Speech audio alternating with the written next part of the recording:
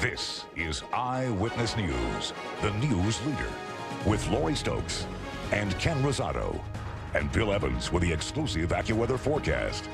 Now, Eyewitness News at noon. Well, joining us now to make sense of all of this, financial advisor Richard Bregman, CEO of MJB Asset Management. Well, we thank you very much for being here with us today. Thank you. It's a pleasure. I think we're all kind of shocked to see that the stocks are rebounding the way they are today. What's that about? Well, it's a good thing. Anytime the stock market goes up in this type of a scenario, it's good. It means that there are people out there with confidence in the market, and they are putting their money to work. And in fact, we've opened this up to our viewers to ask some questions because everyone wants to know what's going on. You go to 7 Online and ask a question. Mary Teresa Ward from New York City writes us, other than bank CDs, where's a safe place to keep your cash if you hold more than $100,000 and then separate it into different banks? Does the FDIC cover each balance or just $100,000? Okay, so it's really two questions in one there. Other than bank CDs, the safest place right now is U.S. Treasury bills. They're issued directly by the U.S. government. They're backed by the full faith and credit of the U.S. government, so that's safe.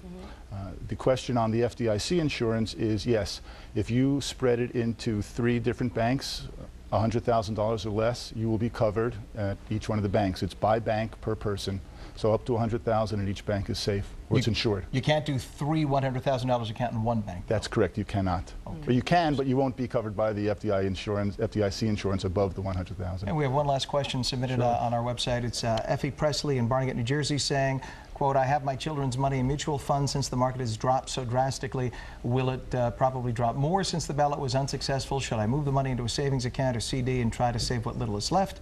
We don't have time on our side. That's a complicated one because in her question, she's assuming that the market is going to continue going down, but we don't know that. In fact, we're seeing it go back up today, which makes an interesting point. The key is to understand the consequences of what your decision is. If you take your money out of the market, it might be the appropriate move, but be prepared.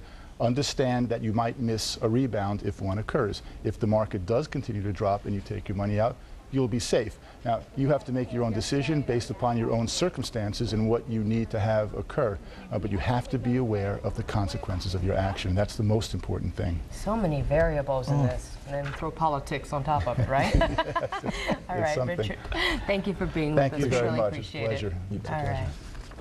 Well, now you can submit questions that you have by going to our website, 7online.com, and tune in tonight to Eyewitness News beginning at 5 for today's developments in Washington and on Wall Street.